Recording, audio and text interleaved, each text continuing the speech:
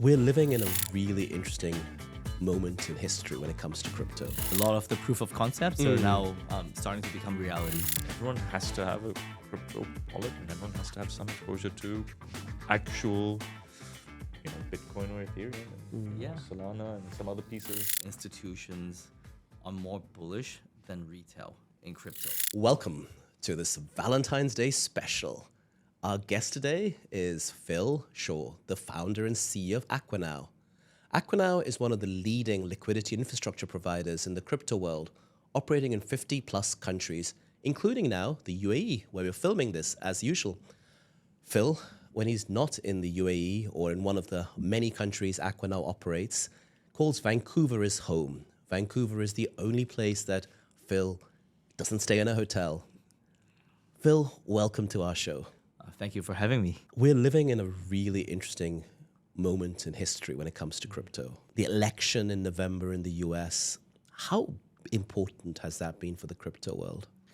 Definitely seeing a lot of acceleration in the conversations that we've been having, especially with the traditional financial institutions that are getting involved in the space. For us, historically, we started the company a bit over 7 years ago. Right. Our clients were mostly Web3 companies in the very beginning, crypto exchanges, crypto operators, started then evolving into kind of fintech platforms.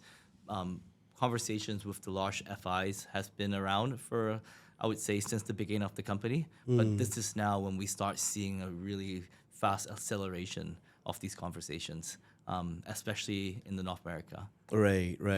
So this means basically a lot of banks in the US and Canada are now just much more interested in talking to you about doing real things in the crypto space. 100%. A lot of the proof of concepts are now starting to become reality. Right. Oh, wow. Right. Yeah. Closer to adoption as opposed to a conversation. Yeah. Wow. I mean, I guess we were joking over a coffee before we began recording this, that much of institutional adoption or engagement with the crypto world, including with you guys, has been what? Science project, proof of concept, right? Education Project, yeah. We've always recognized, when we work with large FIs, it's really it's a journey. It's a new asset class. It's a new product. Everyone's kind of needs to be super comfortable across different stakeholders and at these organizations. It started off a lot of these conversations are educational conversations, getting to know each other's processes, trying to find product market fits for the audience that they're trying, or customers that they're trying to target, and find these projects that that make sense for the organizations. Yeah. And why do you think this election is so seismic? Is it what is it about crypto and President Trump? And what's your personal view on this? I mean, is it a match made in heaven, or? Yeah, I think we to be honest with you, the administration has been a lot more supportive, especially in terms of kind of giving clarity, regulatory clarity, right? And that really then put a lot of the weight off the shoulders for a lot of the FIs that, to be honest with you, have a lot to lose to offer products in crypto to an environment that they actually have a playing field they can actually play in. This is kind of but we've seen this in other jurisdictions around the world as well, right? Okay. Here in the UAE, for example, the regulators have been super supportive. The establishments of the VARA, which is the crypto regulators here in Dubai, they have provided a very clear framework on how to operate, and we've seen that ever since that happened. Some of the large FIs are getting involved because there is a framework that can be operated in. And I would say in the UAE we're probably still a year, maybe 18 months ahead of some of the maybe North America or other jurisdictions, but I can also see them catching up really fast. Wow, I've never heard that before as an entrepreneur that's been based in this country for so long. The UAE being 24 months ahead of North America. This that sentence especially just does not happen. Wow. Yeah. Especially for an FI adoption perspective, right? And without sort of oversharing or breaching any client confidentiality, you're involved with or engaging with FIs here, right? Big big FIs Exactly. that So we'd see walking down or driving down the street. Exactly. So we do expect like the distribution of crypto to evolve from mostly crypto native companies to some of the most like traditional financial institutions offering distributions. It's just another investment product, right? That you can trade stocks, you can trade gold, and maybe you can also trade crypto. Same platform, one click away. Amazing. Do you remember Consensus when it first came out? Yeah. And when they were offering solutions, they were essentially a consultancy, effectively, to governments and people. Right. But because adoption was so thin, they sort of became a little bit more low key and muted with their fund and everything else that happened. But now, when you put the two pieces of opportunity versus loss of business, it's so interesting to look at it from that lens. So interesting, and it's unbelievable what you're looking at adoption in traditional. No, 100%. I mean, these are all like, I mean, we always knew it's the timeline is we're reactive to the timeline, right? To the regulators and also to the FIs that are getting involved in the space. Our mission is to kind of onboard, the next million of users into crypto and and make it a lot more accessible. One of the theory that we have is we do think that the distribution of crypto is going to get a lot more decentralized. We started off with mostly like crypto exchanges, crypto marketplaces, even ATMs, that type of stuff, right? Then maybe FIs are going to be the guys that are follow, and maybe I won't be surprised if we start seeing a compliant framework for even non-FIs with distribution getting involved in crypto. And when we say getting involved in crypto, it's really like kind of an on-off ramp into the digital asset ecosystem. Right. And then we can start having use cases that we can build on top of just like, hey, I want to buy Bitcoin and invest. Sure. Now, hey, I'm on-ramped in the digital asset ecosystem. Maybe then I can start doing remittance without even knowing that it's being facilitated by crypto on the back end, because you have two FIs, have the on-off ramp on crypto, and it becomes seamless. So I won't be super shocked if that's the world we see, but it's going to be kind of the timeline of a lot of coordination, regulatory, and infrastructure providers, banks, all of that. Yeah. How should the viewing or listening audience think about crypto? Not the guys and girls who are like knee deep in it and are experts, but people are just a passing interest in it. Is crypto an investment asset / product? Is it a payment tool? Is it actually zero-sum speculation? I think it's a combination of everything that is you it a mentioned. Scam, Phil? Rat poison? Rat poison. Yeah, great. Because it's something we have to, because there are, I don't know, you'll know this better than us, Phil, but how many million coins are there? I mean, obviously Bitcoin dominates the ecosystem, but there are millions now of these coins, right? Top of the pops right now for Bitcoin. It's just like, most of them will probably go to zero, right? Yeah, I think it's really a combination of everything that you described, right? It's quite difficult to pinpoint it to kind of the old definition of what things are. Okay. Right. So obviously, like start off, especially in the North American developed world, it's mostly an investment. Yeah. People buy Bitcoin, they invest in the ecosystem. Yeah. They think that it's in certain countries it's an inflation hedge, right? So like countries that in some certain countries Bitcoin is always all-time high. I can imagine in Turkey or in Argentina. Exactly. So Lebanon. Exactly. Yeah, absolutely. And you do see a lot more trading activities and transactions that happen in those type of countries, and that's another kind of vehicle. You mentioned like a little bit about like some of these like kind of more progressive tokens that are in the market. Sorry, what's a progressive token? Or like a meme coins, or any like. I just made up the terminology. Progressive tokens. Like I think you have to trademark that, Phil. I'm trying to find a better word for it than shitcoin. Wow. Yeah, exactly.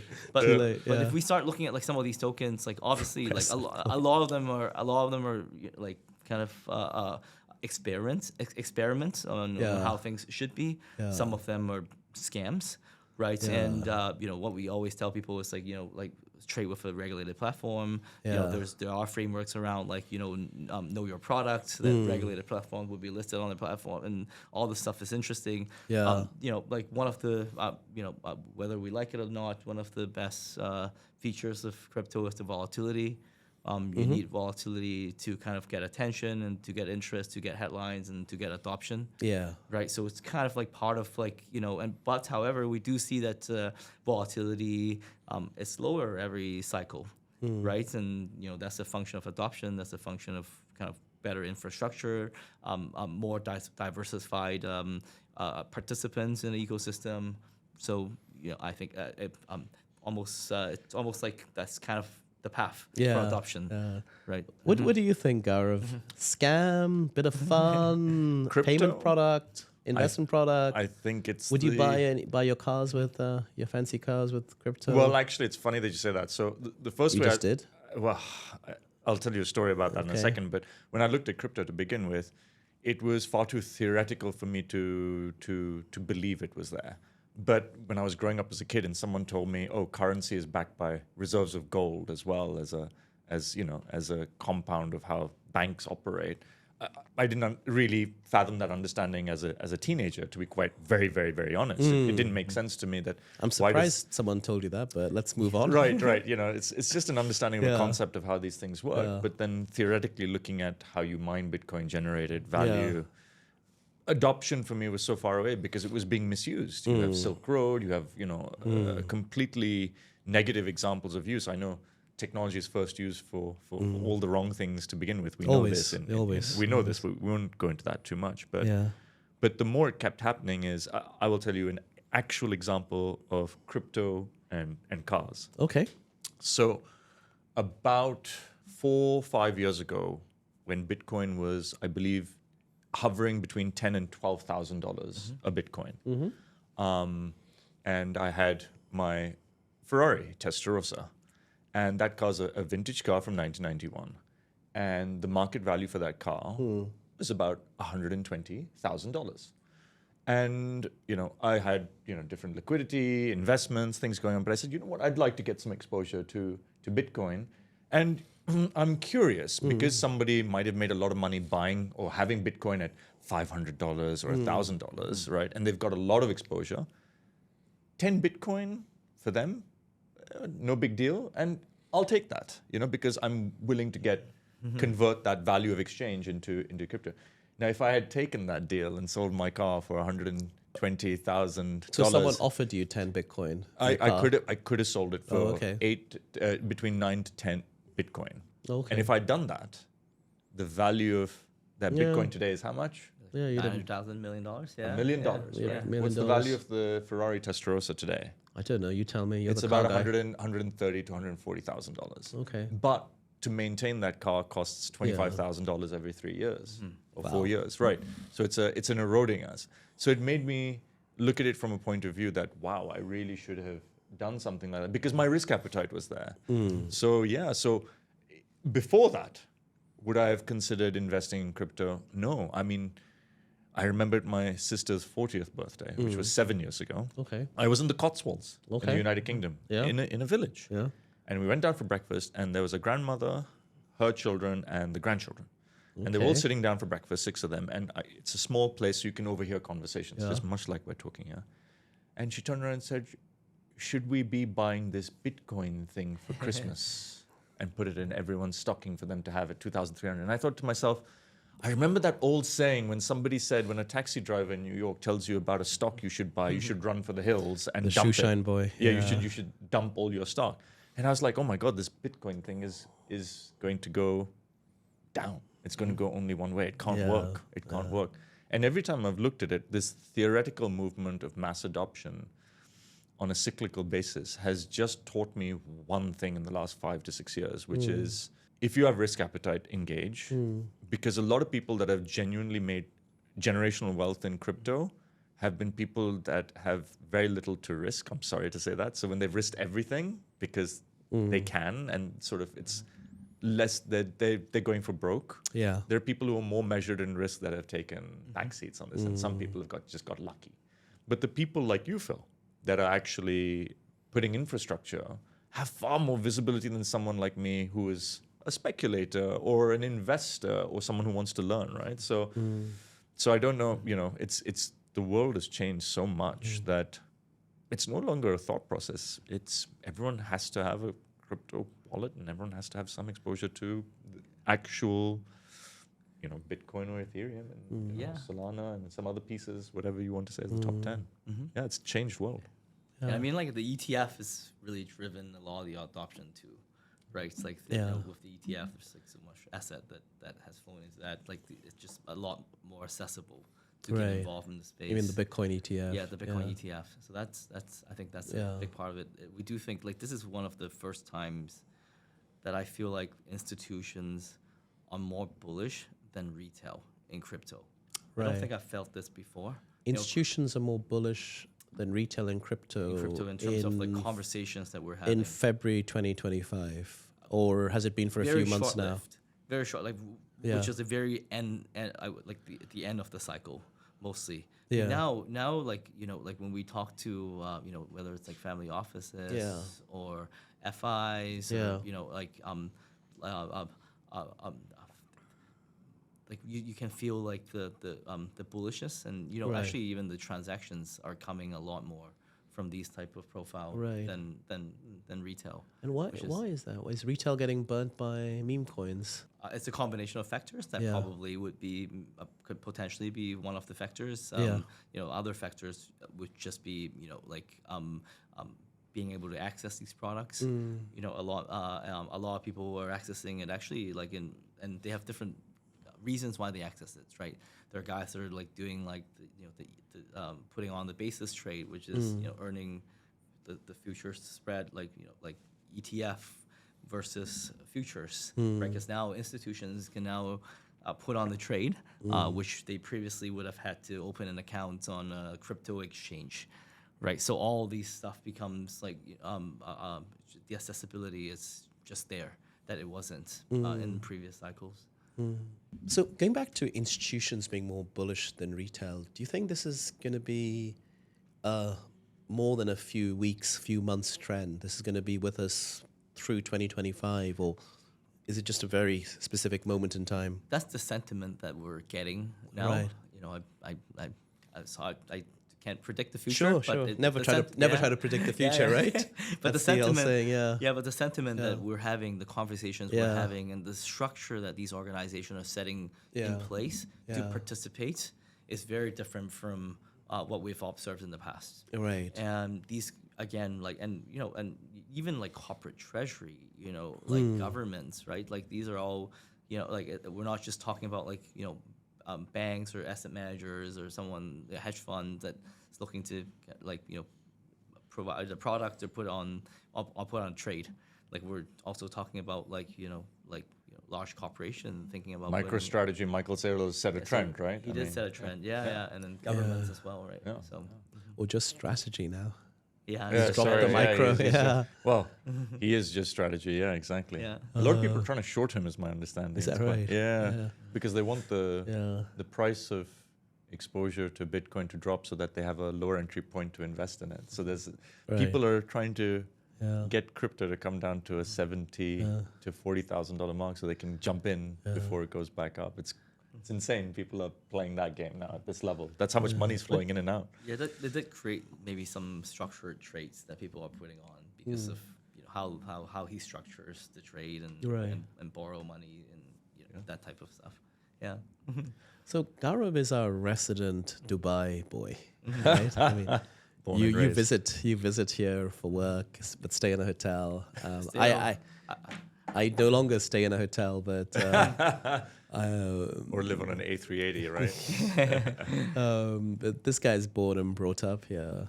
So let's talk a little bit more about crypto and the UAE. Phil, you said we're probably 18, 24 months ahead for now. Still of the shocking US. as a statement. Sorry.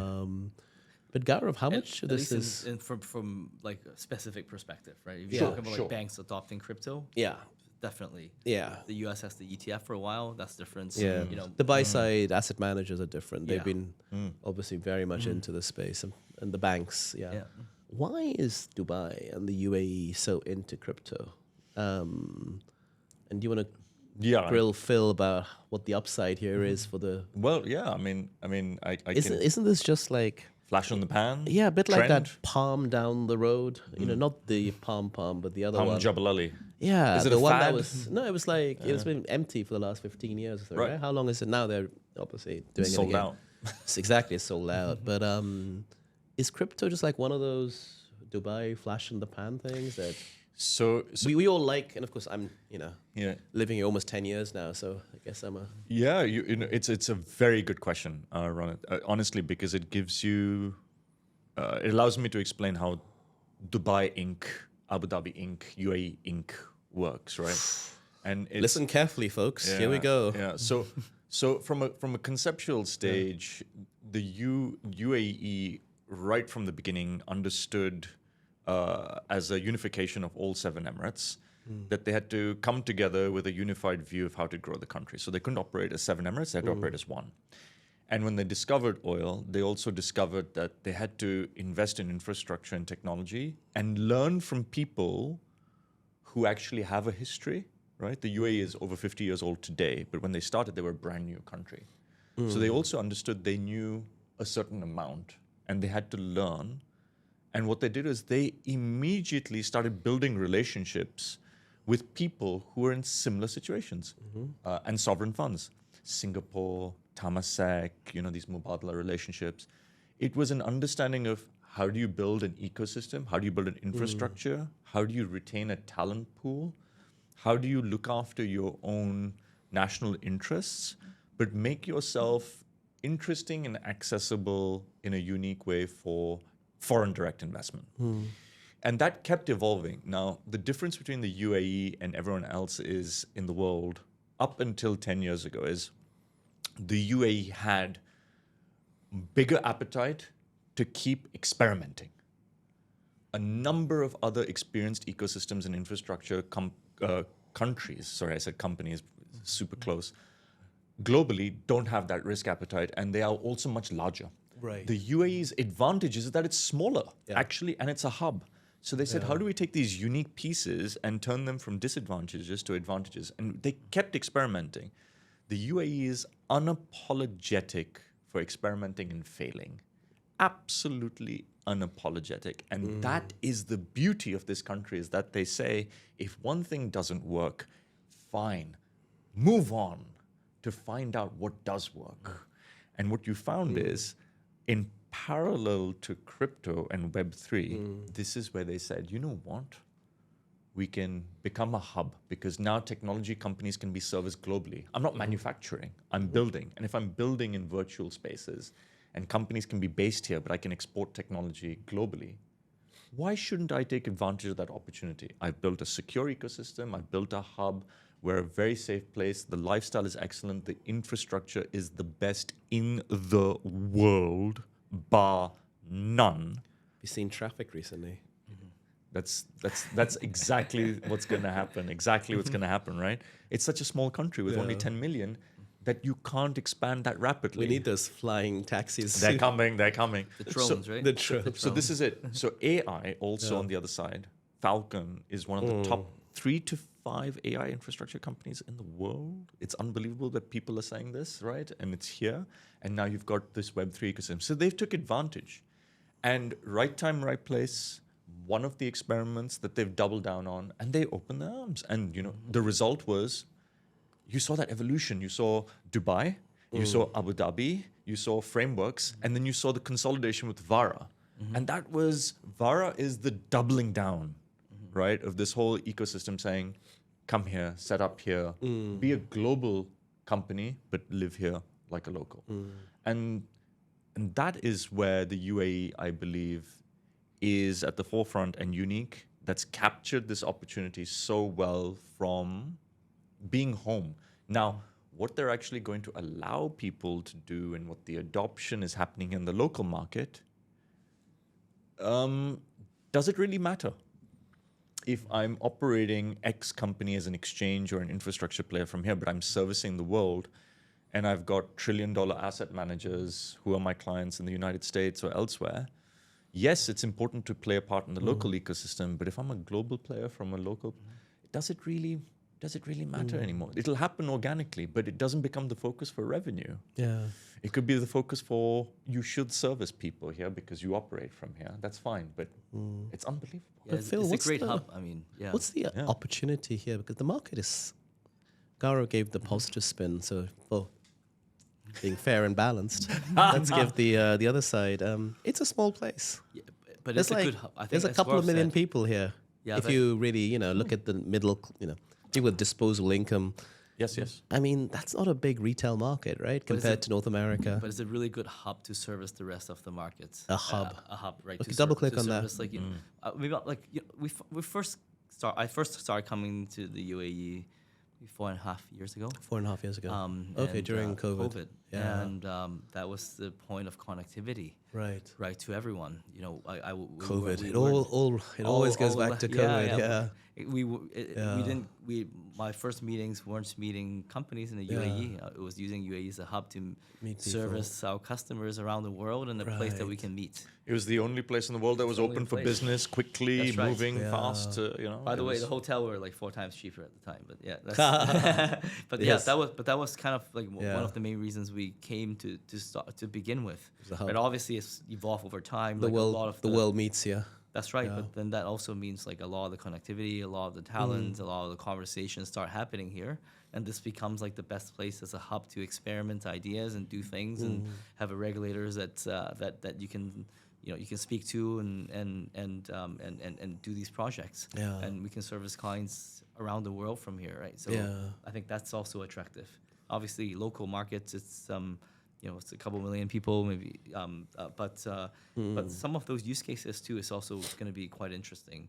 One of the largest remittance hubs Yeah. in the world. Yeah. Like crypto at some point is going to be. We're strong. We feel quite strongly about this being going to be a part of the ecosystem, right? And it's just a interesting spot for what we're building. Yeah. We shouldn't make forecasts, but let's make some forecasts of forward-looking comments about. We can do a narrative in the background like those pharmacy or those pharmaceutical commercials. Fumo does not endorse future reading conversations or investment advice. Please note. Do your own research. We can do, exactly. So when you look at the sort of two interrelated questions, you look at the crypto markets today. What would you be doing if you were either an institutional investor, a family office, or let's say wealthy retail investor? What would you be doing? What would you be looking to buy or sell here, or how would you structure your portfolio? And secondly, the UAE. Do you see yourself coming back more? Or? So I'll answer the second question is super easy. I actually spent more time here than anywhere else in the last couple of years. Hang on, you You're spent going to get a home more- now. Yeah. Yeah, you spent more days in the UAE than anywhere else in the world. Yeah. Wow. And again, it's I would say like 80% of the time is working on UAE projects, but it's also a hub where we meet with our partners around the world, and it's a great place to meet. Great connectivity. Yeah. So that's But hang on, Phil. Vancouver's your home. That's like 14, 16. How many hours away is it? Who do you think who bought it's on far. Palm Jalali? It's far. Vancouver's far. Yeah. It's basically the opposite time zone. Yeah. But for us, we run a trading business. It's also great for us because then we have Crypto's 24/7. 24/7. global right? coverage, right? Yeah. We have office here, we have office in Asia here. There's in North America, East Coast, Yeah. West Coast, and for coverage, it's great. Yeah. Language, Yeah. like all of that stuff, Yeah. like culture, all that stuff matters. Yeah. You're building a company, and this is a great place for that. In terms of like investments, Yeah. I was a trader, so I'll tell you like kind of a little bit of my perspective. Sure. Most of our projects now are about opening up platforms with millions of users and giving them access to digital assets. And every time we see one of these platforms open up, it's a new set of customers that are able to access crypto. My mom, for example, does not have an account on a crypto exchange, but she has a bank account. Yeah. Right, so the accessibility is important. We've seen this actually even in the last cycle of Yeah. kind of like fintech companies getting involved in crypto. A lot of these are net new users coming to the ecosystem. So if I just look at pure supply demand from an infrastructure and what we're building perspective, I'm super bullish because we're seeing like millions of users just being onboarded into the ecosystem. And one thing, sorry, please. So, I mean, so I was just saying, there's this, there's a limited supply of Bitcoin. Yeah. So You know what I'm curious to just ask Phil as well is just we have a lot of different types of listeners who watch the show, right, and this podcast in different formats. And so we have students on one side, we have entrepreneurs, we have people who are looking to become entrepreneurs, and we have very, very, very respectable institutional professionals listening to this. And for the amount of time very respectable, huh? Well, I think we're respectable, so hopefully we attract respectable people too. Well, that's why I'm wearing this jacket, trying to be respectable. But essentially, with these groups of these categories of people listening to this and watching this and spending their time, you as a founder, as a CEO, as an operator, as a company that's doing something at the forefront of this globally and here, what are the opportunities are there opportunities for people to learn from Aquanow? That's the first question. So for the people who are educational, can they learn more about Aquanow or what Aquanow does? Or do you guys have classes where people can get educated more about the ecosystem? And then the next question is, for people who might want to do internships with you or see if they can move from institutional jobs into this new world, taking their skill sets with you in complementary. How do people interact with Aquanow on all these different levels, and are there opportunities to do things with you here? Yeah, I mean, well, with excellent podcasts like these that they can listen to, and to Good get plug, to know us good a little plug. bit Very, better. very good, yeah. But like talking about like the profiles that you're talking about, right? Yeah. If I were a student, it's really an opportunity to get involved in a space that's growing rapidly. So you do internships and programs or workshops or We're things like hiring that? very aggressively in the region, I would be surprised if our headcount in the region doesn't double in the next six months. Wow. In the UAE. Wow. Just because of the the projects that are happening here. Right. So that's one, like for students, for professionals that are looking to get involved, like that's also we're at the intersection between like kind of crypto native businesses and traditional kind of like businesses getting involved in crypto. So a lot of experience and framework that these professionals have are going to be super helpful for the crypto ecosystem to adopt, right? How do we get rid of all these scam coins, all this stuff? How do we, if you're a bank offering crypto, what are the frameworks that are needed? That maybe in addition to, some of the crypto native companies. So those are all kind of interesting ideas. And how do people find you? Do they come to the next event you're hosting, or is there a particular place where people can meet you in person, or apply online? Or We have job postings online. That's great, and then LinkedIn is a great place to connect with us. We're we host a number of events in the region. So welcome to join us anytime. Nice. Yeah. And the doubling of headcount, is this going to be across your footprint everywhere, or is it a UAE specific thing? I think it's more concentrated here. So Right.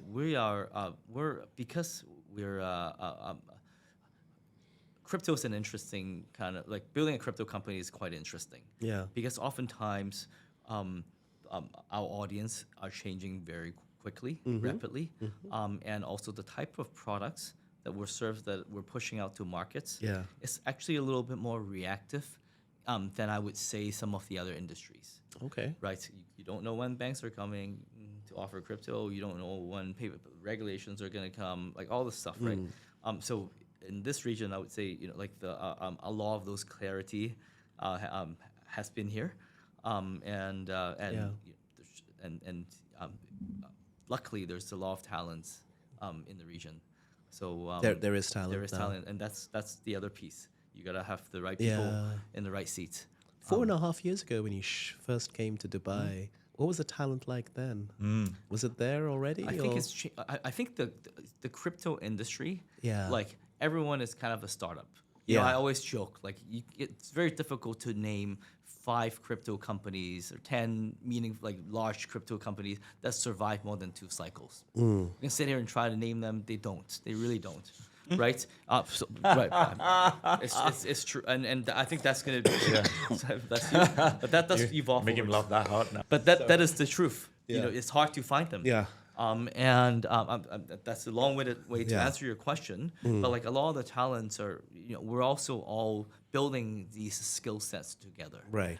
Right. And when you have a place, a hub that has concentrations of minds that are looking to build something in the space, that's probably one of the places that has the best, you know, like this is concentration of. This is a talent hub for crypto now. It's not just PR being done on behalf of the UAE authorities by our dear friend Mr. Dhar, right? Yeah. So you know, someone from Canada like you are, Phil. You look at the UAE and go, I want to build here because there are good people here for my business. Exactly. Or good people will move here. Because you like in crypto talent, it's a weird thing because you get guys like you have people that think that they can get into crypto and make a lot of money very quickly. Right. Not the type of a culture that we're looking for, right? But you also have like, you know, a lot of guys that have been work at a bank for many years and want a new challenge. Right. But may not have sent a Bitcoin in their life. Right. Right. Yeah. So like, how do we like so like a lot of the time that we were thinking about like how do you find like, you know, the people with the right mindset, but with the experience that and the interest, right, that wants to work in our space. Yeah. That's the biggest challenge. And you know, this is a good region for it, just because, you know, the ethos of UAE are, you know, you have lots of expat. People didn't come here. You know, people come here to try to get things done. Yeah. People didn't move here to try to kind of, you know, like there's nice beaches, but it's not it's a different mindset, right? So I think one question I would really like to just quickly ask is we've talked a lot about your background a little bit. We've talked about the company being an established, one of the top players in the world in this space as infrastructure and liquidity providers, you know, operating in over 50 countries. And like you said, crypto is very young, and you're a very mature company in that young ecosystem compared to many others in the cycles that have vaporized. What are you most excited about as a project anywhere globally in the space? Like, what really do you think about and you get absolutely enthusiastic about? Is it the technology side of it? Is it the business side of it? What's the project right now that you can talk to us about that you're saying, this is motivating for me and this is where my energy is channeled right now as a person that's top of my game, sitting in this space? Yes, I'm building business, but what's the most exciting thing for you right now? Yeah, I think for us personally, I think that the main thing is like tying a lot of stuff that we're seeing together. I'll explain a little bit more. Okay. You know, if you have we're enabling some banks to offer crypto that's on-off ramp into the digital asset ecosystem. Stablecoin has been a really like basically one of the super apps in crypto. That's kind of your clearinghouse, right, for these transactions. Tokenization is happening. And what does that actually mean? Well, now you have, let's say, real world assets that are tokenized that can now be distributed across all these platforms that has the on-off ramp, cleared through an ecosystem of maybe a stable coin or some like, you know, a form of new world kind of clearing solutions globally. Right, so like, you know, and building financial services and infrastructure that ties all these things together, I think is going to be super interesting next phase. And I think I really truly believe that the UAE is going to be at the forefront of this. Oh wow! Yeah. Not just me selling. No. Yeah. Guy from Vancouver is selling it to me as well. Who has to buy a house in Dubai now or something because he spends more time here than he does with the only place he has a home. Well, it's been awesome having you here today, Phil. Thanks for having me. We covered a lot, and hopefully the audience will have found it really interesting. Yeah, Thanks so for joining much. us. Thank you so much. Yeah. Thank Thanks. you.